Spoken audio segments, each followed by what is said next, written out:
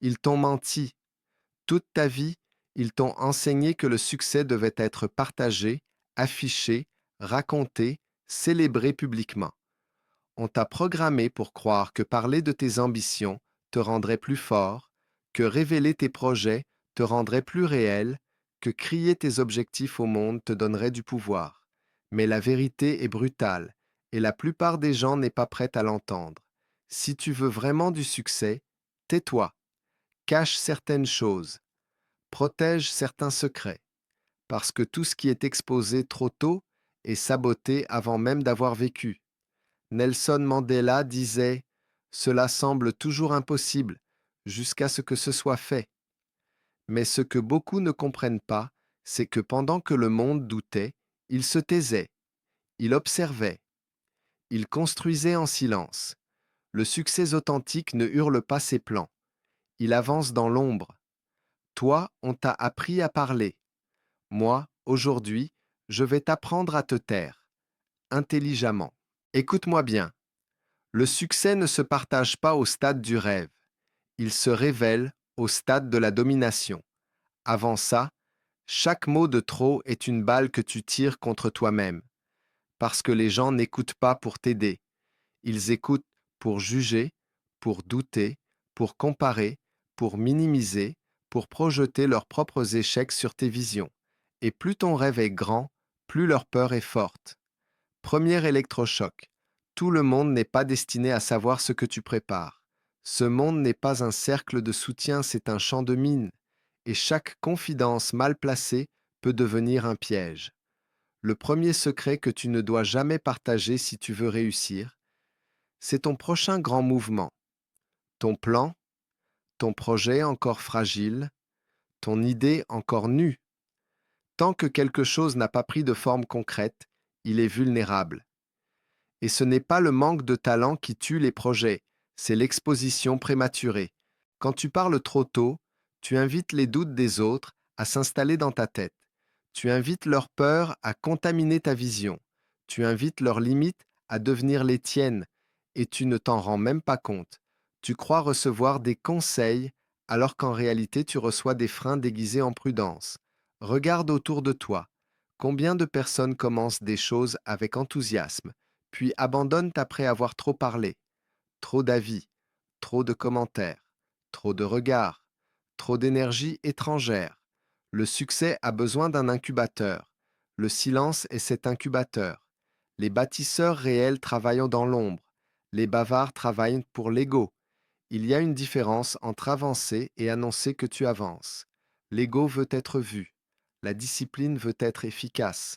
Et voici une vérité que peu acceptent. Parler de tes projets te donne l'illusion d'avoir déjà gagné. Ton cerveau libère une satisfaction anticipée.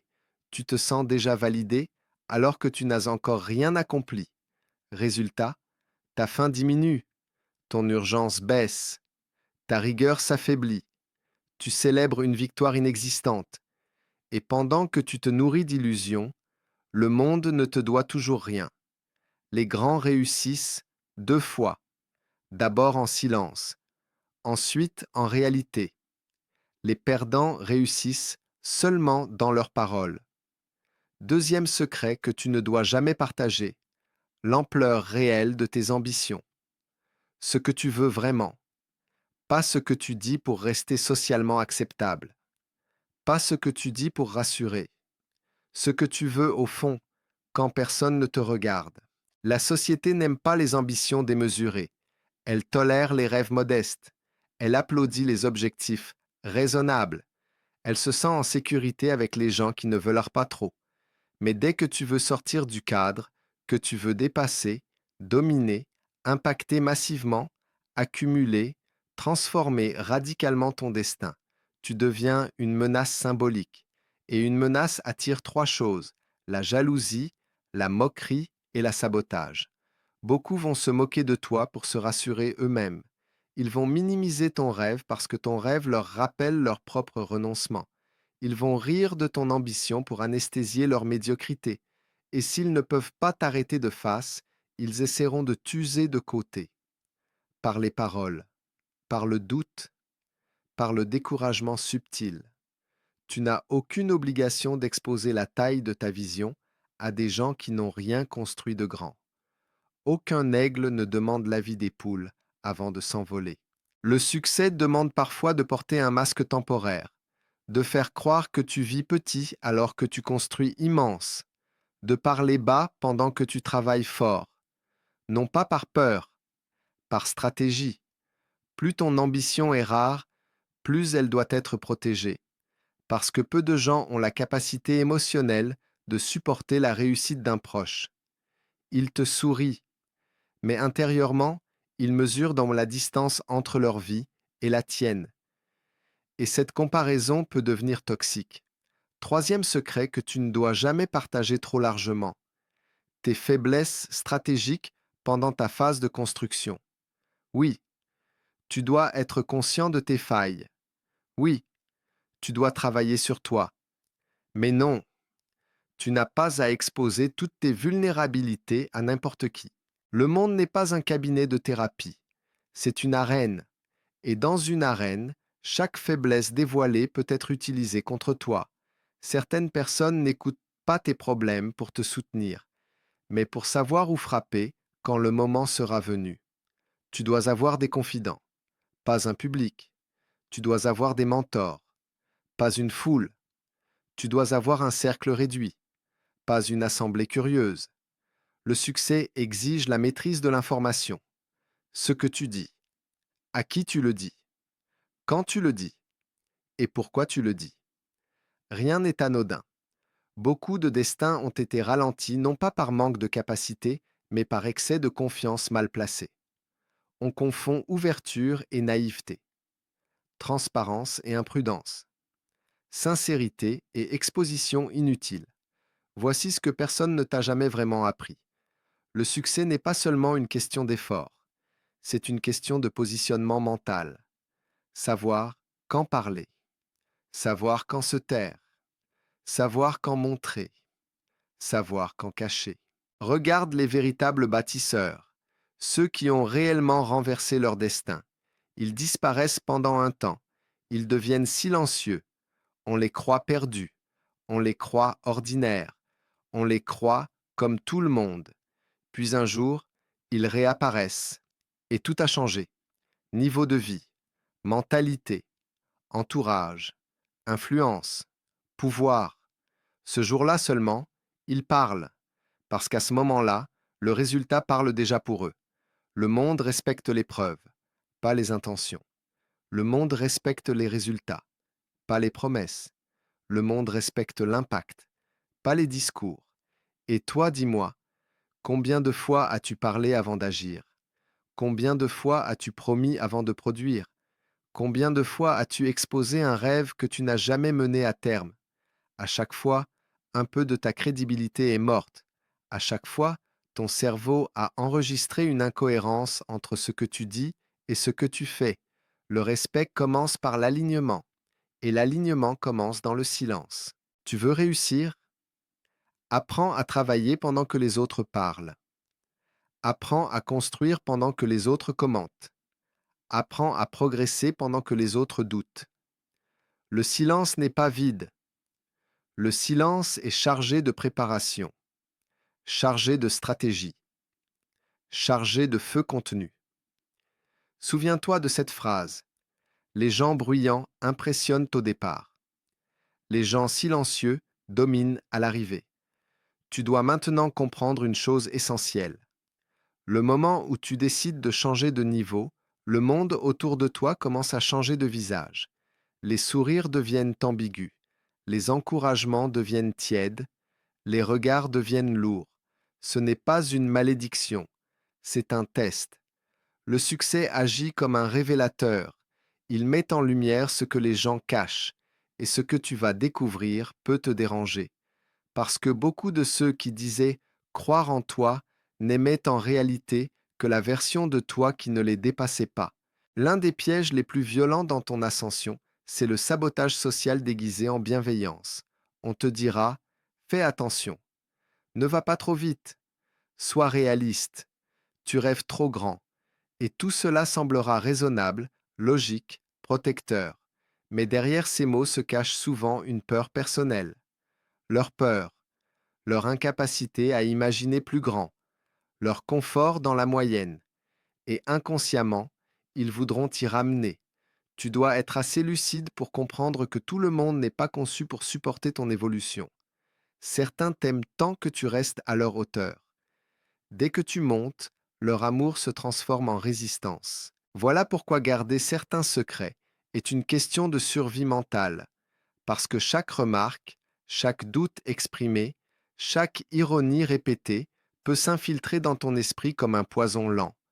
Tu n'es pas une machine, tu es influençable. Moi aussi, nous le sommes tous.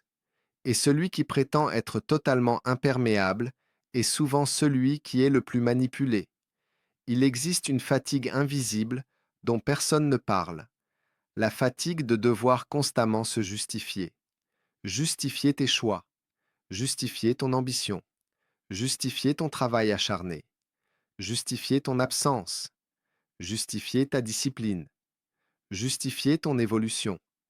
Cette fatigue-là tue plus de rêves que le manque d'argent. Quand tu gardes ta trajectoire secrète, tu économises ton énergie mentale. Tu ne combats pas sur tous les fronts. Tu avances droit, silencieux, focalisé, tranchant. L'erreur fatale de beaucoup, c'est de penser que l'isolement temporaire est une punition. Non, c'est un levier. C'est dans la solitude que les plus grandes mutations s'opèrent. C'est dans l'ombre que les muscles mentaux se forgent. C'est dans le retrait que naît la vision la plus claire. Nelson Mandela a passé des années dans le silence, le plus total. Pas seulement un silence de parole, mais un silence intérieur. On l'a isolé, on a essayé de le briser, et c'est dans cet isolement qu'il est devenu plus grand que sa cage, plus grand que ses geôliers, plus grand que ses ennemis, parce que le silence peut soit te détruire, soit te transformer. Tout dépend de ce que tu en fais. La majorité fuit le silence. Elle le remplit de bruit, de distractions, de paroles inutiles. Le futur dominant l'utilise comme une forge. Tu ne dois pas tout dire, parce que tout le monde n'est pas au même stade de conscience que toi. Certains vivent dans la survie, d'autres dans le confort, d'autres dans l'illusion. Toi, tu veux vivre dans la création et la conquête. Ce sont des mondes différents, des langages différents, des énergies différentes. Quand tu parles trop, tu te synchronises inconsciemment à la vibration moyenne de ton entourage, et cette vibration peut ralentir ta fréquence d'exécution. Il y a une loi non écrite dans ce monde. Plus ton futur est grand, plus ton présent doit être discipliné. Et la discipline aime le silence. Elle n'aime pas les projecteurs. Elle n'aime pas les applaudissements prématurés. Elle aime la répétition, la sueur, la rigueur, l'invisibilité. Tu dois accepter cette vérité dérangeante. La phase la plus importante de ta vie sera probablement celle où personne ne te regardera. Et c'est précisément pour cela qu'elle déterminera tout. Tu veux savoir pourquoi tant de gens abandonnent juste avant le décollage? Parce que la reconnaissance tarde, parce que l'environnement ne change pas tout de suite, parce que les preuves ne sont pas encore visibles. Et ils parlent, ils cherchent des validations, ils se plaignent, ils exposent leur frustration, ils transforment une phase de construction en phase de justification. Et l'énergie se disperse. L'énergie dispersée ne bâtit rien. L'énergie concentrée construit des empires. Il faut une force mentale rare pour continuer quand personne n'applaudit, pour se lever quand personne ne t'attend, pour travailler quand personne ne t'observe. Mais c'est précisément cette force-là qui te séparera définitivement de la masse. Le monde ne récompense pas l'intention, il récompense l'endurance, il récompense la constance, il récompense ceux qui sont capables d'aimer le processus dans l'anonymat. Tu n'as pas besoin que les gens croient en toi maintenant. Tu as besoin de croire en toi quand personne ne voit encore le résultat. Garder le silence sur certains aspects de ta vie te permet aussi de préserver un avantage stratégique, l'effet de surprise. Quand les gens savent trop tôt où tu vas, ils s'adaptent, ils se positionnent, ils anticipent, parfois ils bloquent. Quand ils ne savent pas, tu avances librement. Tu émerges là où on ne t'attendait pas. Et à ce moment-là, il est trop tard pour t'arrêter. Il faut parfois devenir imprévisible pour devenir indestructible. Beaucoup ont été trahis, non pas parce qu'ils étaient faibles, mais parce qu'ils parlaient trop. Ils donnaient accès à leurs peurs, à leurs doutes, à leurs stratégies, à leurs points faibles. Et certaines personnes patientes ont attendu le moment exact pour utiliser ces informations. Tu vis dans un monde où l'information est une arme, et l'innocence ne te protège pas des tirs. Cela ne veut pas dire devenir paranoïaque. Cela veut dire devenir lucide, choisir avec précision à qui tu ouvres ton esprit, à qui tu donnes accès à ton feu intérieur, à qui tu montres tes cartes. La plupart ont un cercle trop large pour un esprit ambitieux. Plus ton objectif est élevé, plus ton cercle doit être précis. Et au cœur de tout cela, il y a une bataille encore plus grande que celle du monde extérieur. La bataille contre toi-même, contre ton besoin d'être vu, contre ton envie d'être reconnu trop tôt, contre ton désir d'être applaudi avant même d'avoir livré. C'est une addiction silencieuse, la reconnaissance.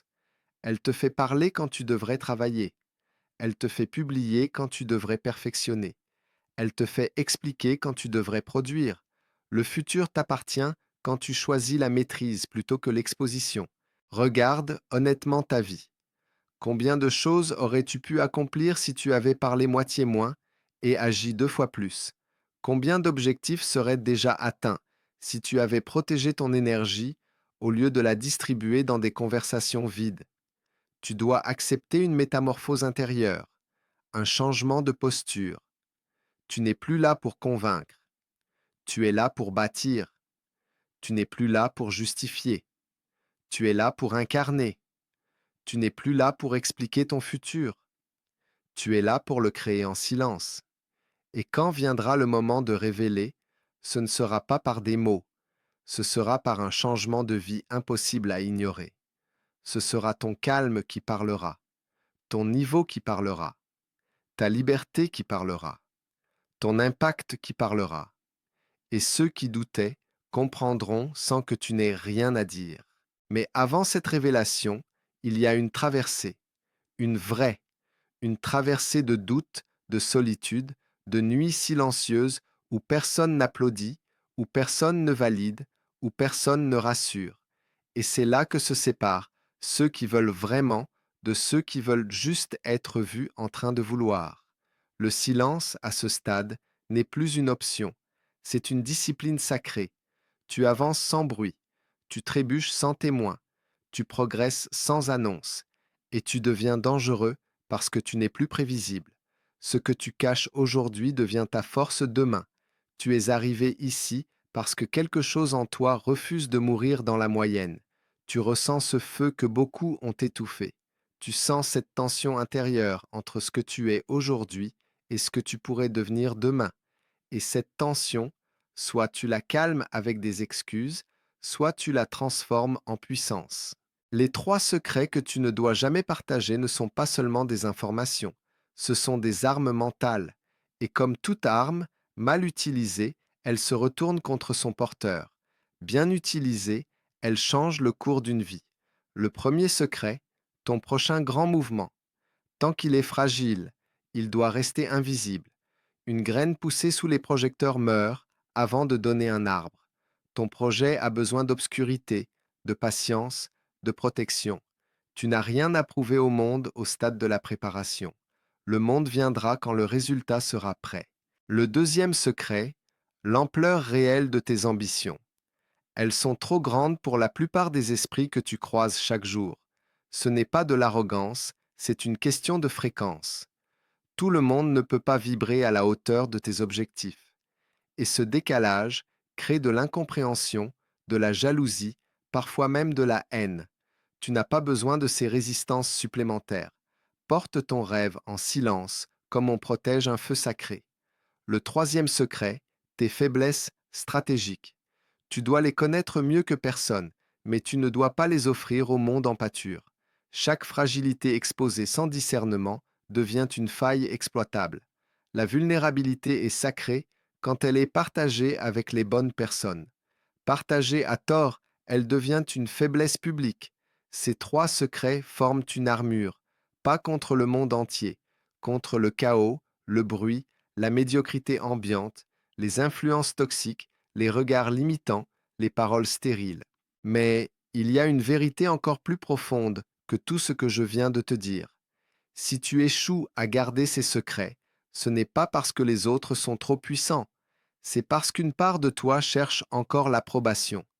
Une part de toi veut être aimée maintenant plutôt que respectée demain. Une part de toi préfère la validation immédiate à la victoire différée. Et cette part de toi doit mourir. Oui, mourir, parce que le futur que tu convoites n'a pas besoin d'un mendiant d'attention. Il a besoin d'un bâtisseur discipliné.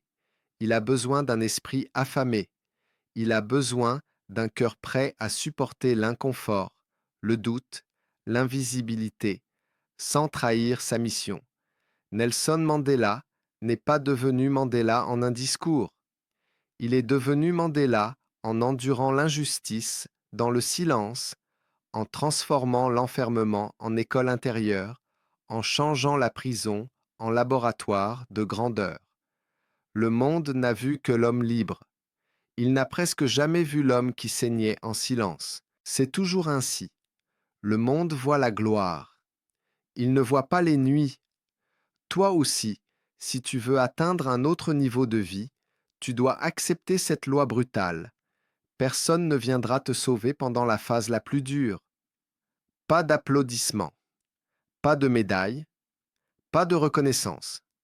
Juste toi, ton engagement, ta discipline, ton silence. Et c'est précisément là que tu découvriras qui tu es vraiment. Quand tu continues sans public, tu n'agis plus pour impressionner. Tu agis par loyauté envers ta vision. Quand tu travailles sans validation, tu n'es plus dépendant de l'opinion. Tu deviens souverain. Quand tu avances sans encouragement, tu n'es plus poussé par l'extérieur. Tu es mu par l'intérieur. C'est la naissance de la vraie puissance. Beaucoup confondent discrétion et faiblesse. En réalité, la discrétion est une forme avancée d'intelligence. Elle te permet de voir sans être vu, de comprendre sans être exposé, de te préparer sans être ciblé. Le silence est une cape d'invisibilité pendant la phase de construction. Et quand la construction est terminée, tu n'as même plus besoin de parler. Ton niveau parle pour toi. Ta posture parle pour toi. Ta liberté parle pour toi. Ton impact parle pour toi. À ce moment-là, les mêmes qui doutaient te regarderont différemment. Certains t'admireront, d'autres te jalouseront, mais plus personne ne te méprisera, parce que le résultat impose une forme de respect que les mots n'atteignent jamais. Tu dois donc faire un choix clair, ici et maintenant. Continuer à vivre comme tout le monde, à raconter tes projets, à chercher des validations, à exposer tes failles à n'importe qui, à distribuer ton énergie sans stratégie, ou entrer dans la minorité silencieuse qui bâtit pendant que les autres parlent.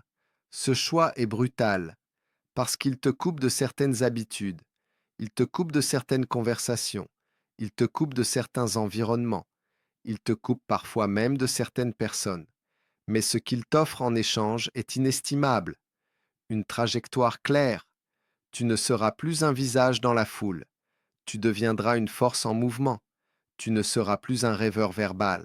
Tu deviendras un producteur de réalité. Tu ne seras plus un témoin de la réussite des autres. Tu deviendras un exemple. Et ce jour-là, ton silence passé deviendra ton plus grand allié. Souviens-toi de ceci. Grave-le dans ton esprit. Le succès n'aime pas les indiscrets. Il aime les stratèges. Il n'aime pas les bavards. Il aime les constants. Il n'aime pas les impatients. Il aime les endurants. Chaque fois que tu es tenté de parler trop tôt, rappelle-toi pourquoi tu as commencé. Rappelle-toi ce que tu veux vraiment. Rappelle-toi la vie que tu refuses de continuer à vivre. Rappelle-toi que chaque mot inutile peut te coûter une victoire future. Et choisis le silence. Non pas le silence de la peur, le silence de la maîtrise. Non pas le silence de la soumission, le silence de la stratégie. Non pas le silence de la honte, le silence de la préparation. À partir d'aujourd'hui, arrête d'annoncer. Commence à bâtir. Arrête de promettre. Commence à produire. Arrête d'expliquer. Commence à incarner. Que tes actions deviennent si puissantes qu'elles rendent tes discours inutiles. Et quand on te demandera comment tu as fait, tu pourras simplement sourire, parce que ceux qui parlent pendant la tempête ne comprennent jamais comment on atteint l'autre rive. Le succès ne se crie pas, il se construit dans le silence, dans la sueur, dans la discipline, dans la foi, dans l'ombre. Maintenant, éteins le bruit, coupe les distractions, ferme les portes inutiles, garde tes secrets et avance. Personne n'a besoin de savoir ce que tu prépares. Ils le sauront quand ce sera trop grand pour être ignoré.